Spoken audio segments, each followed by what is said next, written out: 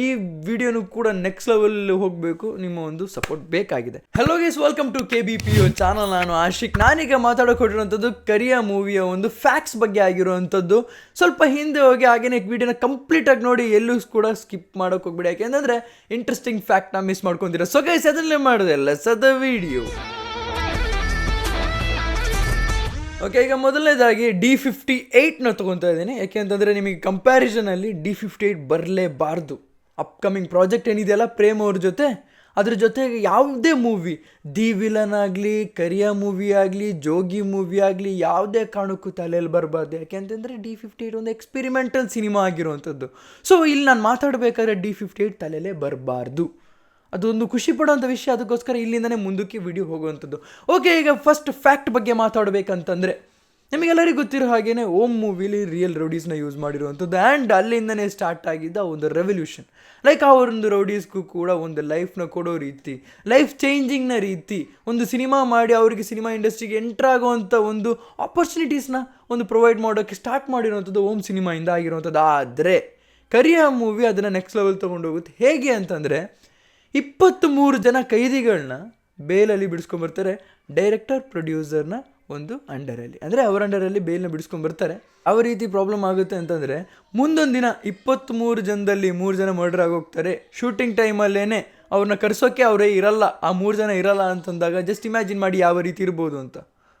Film ಸೆಟ್ಟಲ್ಲಿ ಇರೋರಿಗಾಗಲಿ, ಅಂದರೆ 3 ಜನ murder ಆಗಿ ಹೋಗಿದ್ದಾರೆ ಅಂತಂದಾಗ ನಿಮಗೆ ಹೇಗೆ ಅನಿಸಿರ್ಬೋದು, ಆ ಒಂದು ಅವ್ರ ಫಿಲ್ಮ್ ಪ್ರೊಡ್ಯೂಸರು, ಡೈರೆಕ್ಟರ್ ಅವ್ರಿಗೆ ಹೆಂಗೆ ಅನಿಸಿರ್ಬೋದು. ನಾವೀಗ ಜಸ್ಟ್ ಫ್ಯಾಕ್ಟ್ ಚೆಕ್ನ ನೋಡ್ಕೊಂಡು ನಾನು ನಿಮಗೆ ಹೇಳ್ತಿರೋಂಥದ್ದು. ಒಂದು ಕ್ರೇಜಿ ಐಡಿಯಾಯಿಂದ ಈ ಥರದ ಫಿಲ್ಮ್ ಮಾಡಬೇಕು ಅನ್ನೋ ಒಂದು ಐಡಿಯಾಯಿಂದನೇ ಇವತ್ತು ಆ ಕರಿಯ ಸಿನಿಮಾ ಆಗಿರುವಂಥದ್ದು. ನೀವೇನು ಎಂಜಾಯ್ ಮಾಡ್ತಿದ್ದೀರಲ್ಲ, ಆ ಒಂದು ಲುಕ್ಸ್ ಬರಬೇಕು ಅನ್ನೋದಕ್ಕೋಸ್ಕರನೇ ಅವ್ರನ್ನ ಬೇಲಿಂದ ತರಿಸಿರುವಂಥದ್ದು. ಅದರಲ್ದೇನೆ ಮಾರಿಮುತ್ತು ಅಂತ ಫೀಮೇಲ್ ಲೀಡ್ ಹೀರೋಯಿನ್ ಆಗಲ್ಲ, ಲೀಡ್ ಆ್ಯಕ್ಟರ್ ಆಗಿ ಹಾಕಿಕೊಟ್ಟಿದ್ರು ಫೀಮೇಲ್ನ.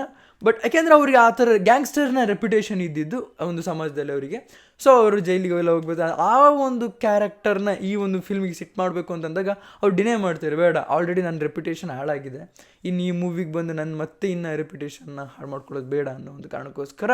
ಅಂದರೆ ಅವರಿಗೆ ರೆಪ್ಯುಟೇಷನ್ ಯಾಕೆ ಅಂತಂದರೆ ಅವ್ರು ಆಲ್ರೆಡಿ ಗ್ಯಾಂಗ್ಸ್ಟರ್ ಆಗಿ ಎಲ್ಲ ಕಡೆ ಕಾಣಿಸ್ಕೊಳ್ಳೋದ್ರಿಂದ ಮೂವಿಲೂ ಮತ್ತು ಅದನ್ನೇ ನಾನು ತೋರಿಸೋದು ಬೇಡ ಅನ್ನೋದು ಕಾರಣಕ್ಕೋಸ್ಕರ ಅವ್ರು ಡಿನೈ ಮಾಡ್ತಾರೆ ಗ್ರ್ಯಾಂಡಾಗಿ. ಫ್ಯಾನ್ಸ್ ಒಂದು ಕ್ರೇಜಿಯಾಗಿ ಇದನ್ನು ಸೆಲೆಬ್ರೇಷನ್ ಮಾಡ್ತಿದ್ದಾರೆ ಅಂತಲೇ ಹೇಳ್ಬೋದು. ಅದಲ್ಲದೇ ಈಗ ಬರ್ತಿರೋಂಥ ವಿಷಯ ಏನಂತಂದರೆ, ಫಸ್ಟ್ ದಿನ ರಿಲೀಸ್ ಆದಾಗ 56 ದಿನ ಓಡಿತು. ಅಂದರೆ ಆಗಿನ ಟೈಮಲ್ಲಿ ಏನಂತಾರೆ, ಓಕೆ 56 ದಿನ ಅಂತಂದರೆ ಒಂದು ನಾರ್ಮಲ್ ಸ್ಟಾರ್ ಅಂತೂ ಅಲ್ಲ. ಅಂದರೆ 56 ದಿನ ಓಡಬೇಕು ಅಂತಂದರೂ ಕೂಡ ಅದು ನಾರ್ಮಲ್ ಸ್ಟಾರಿಂದ ಆಗೋವಂಥದ್ದಲ್ಲ.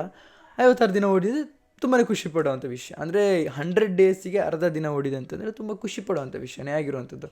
ಆದರೆ ಯಾರೂ ಯೋಚನೆ ಮಾಡದಿರೋವಂಥ ವಿಷಯ ಏನಂತಂದರೆ, ಇನ್ನೊಂದು ಸತಿ ರಿಲೀಸ್ ಅಂತ ಆಗುತ್ತೆ, ಆಗ ಹೈಪ್ ಜಾಸ್ತಿನೇ ಇರುತ್ತೆ. ರಿಲೀಸ್ ಯಾಕೆಂದರೆ ಅವಾಗೆಲ್ಲ OTT ಇಲ್ಲ ಗುರು. ಅವಾಗೆಲ್ಲ ರಿಲೀಸ್ ಅಂತಂದರೆ ಅದು ದೊಡ್ಡ ವಿಷಯ. ಈಗಿನ ಥರ ಅಲ್ಲ, ಈಗ ನೀವು ಯೂಟ್ಯೂಬಲ್ಲಿ ಕೂಡ ನೋಡ್ಕೋಬೋದು. ಆದರೂ ಕೂಡ ಫ್ಯಾನ್ಸ್ ಕ್ರೇಜ್ ಈ ರೀತಿ ಇದೆಯಲ್ಲ, ಇದು ನಮಗೆ ಚಿಂತೆ ಮಾಡೋವಂಥ ವಿಷಯ. ಚಿಂತೆ ಅಂತಂದರೆ ನೋಡಿ, ನಾವು ಆ್ಯಸ್ ಎ ಮೂವಿ ಲವರ್, ನಾವು ಡಿ ಬಾಸ್ ಫ್ಯಾನ್ಸ್ ಕ್ರೇಜ್ ಏನು ಗುರು ಇದು ಅಂತ ಯೋಚನೆ ಮಾಡ್ತಿರ್ತೀವಿ. ನಾನು ಏನು ಕ್ರೇಜು ಗುರು, ಈಗ ನನಗೆ ಬರ್ತಿರೋಂಥ ವ್ಯೂಸ್ ನೋಡಿ. ಈ ವಿಡಿಯೋನು ಕೂಡ ನೆಕ್ಸ್ಟ್ ಲೆವೆಲ್ ಹೋಗಬೇಕು, ನಿಮ್ಮ ಒಂದು ಸಪೋರ್ಟ್ ಬೇಕಾಗಿದೆ. ಶಾಕಿಂಗ್ ಆಗುತ್ತೆ. Cult fans all over the world ಇರ್ಬೋದು ಬೇರೆ ಬೇರೆ ಸ್ಟಾರ್ಸಿಗೆ. ಆದರೆ ಇವ್ರಿಗೆ ಹೆಂಗೆ ಅಂತಂದರೆ ಜೀವಕ್ಕೆ ಜೀವ ಕೊಡುವಂಥವ್ರು ಕರ್ನಾಟಕದಲ್ಲೇ ಇದ್ದಾರೆ. ಔಟ್ ಆಫ್ ದಿ ಸ್ಟೇಟ್ಸಲ್ಲಿ ಇದ್ದರೂ ಕೂಡ ಜೀವಕ್ಕೆ ಜೀವ ಕೊಡುವಂಥವ್ರು ಕರ್ನಾಟಕದಲ್ಲಿ ಇರಬೇಕಾದ್ರೆ ಇದಕ್ಕಿಂತ ಫ್ಯಾನ್ ಫಾಲೋಯಿಂಗ್ ಇನ್ನೇನಾದರೂ ಬೇಕಾಗಿದೆಯಾ ಅಂತ ನಾನು ನಿಮ್ಮ ಹತ್ರ ಡೈರೆಕ್ಟಾಗಿ ಕ್ವಶನ್ ಮಾಡ್ತಿರೋಂಥದ್ದು, ಡಿ ಬಾಸ್ ಫ್ಯಾನ್ಸಿಗೆ ಕ್ವಶನ್ ಮಾಡ್ತಿರೋಂಥದ್ದು. ಓಕೆ, ಈಗ ವಿಷಯಕ್ಕೆ ಬರೋಣ. 56 ದಿನ ಓಡ್ತು. ಅದಾದಮೇಲೆ ರಿಲೀಸ್ ಅಂತ ಬಂದಾಗ ಕಪ್ಪಾಲಿ ಥಿಯೇಟ್ರಲ್ಲಿ 100 ಡೇಸ್ ಓಡ್ತು. ರಿಲೀಸ್ ಆಗಿರೋ ಮೂವಿ ಕಂಡ್ರು ಹೆಂಗೋ 100 ಡೇಸ್ ಓಡ್ತು ಅಂತ ಅವ್ರಿಗೆ ಶಾಕಿಂಗು. ಅದಾಯ್ತಾ? ಅಂದರೆ 500 ಡೇಸ್ವರೆಗೂ ಹೋಗುತ್ತೆ ಅನ್ನೋ ಒಂದು ಅಂದಾಜಿಲ್ದಲೇ ಮಾತಾಡಿರೋವಂಥ ಮಾತುಗಳನ್ನ ನನಗೆ ಹೇಳ್ತಿರೋಂಥ, ಅದು ಅಂದ್ಕೊಂಡಿರೋವಂಥದ್ದು. 100 ಡೇಸ್ ಓಡ್ತಲ್ಲ ಅಂತ ಇವನು ಶಾಕಿಂಗಲ್ಲಿ ಅವರಿದ್ದರು. ಸೊ ಅಲ್ಲಿಂದನೂ 500 ಡೇಸ್ ಓಡ್ತಾನೆ ಹೋಯಿತು.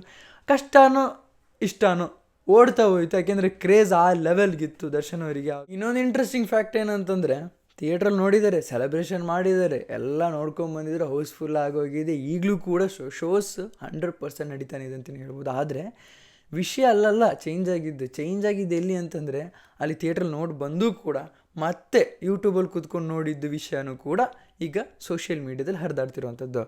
ಏನ್ರಿ ಮೀಡಿಯಾ? Only social media.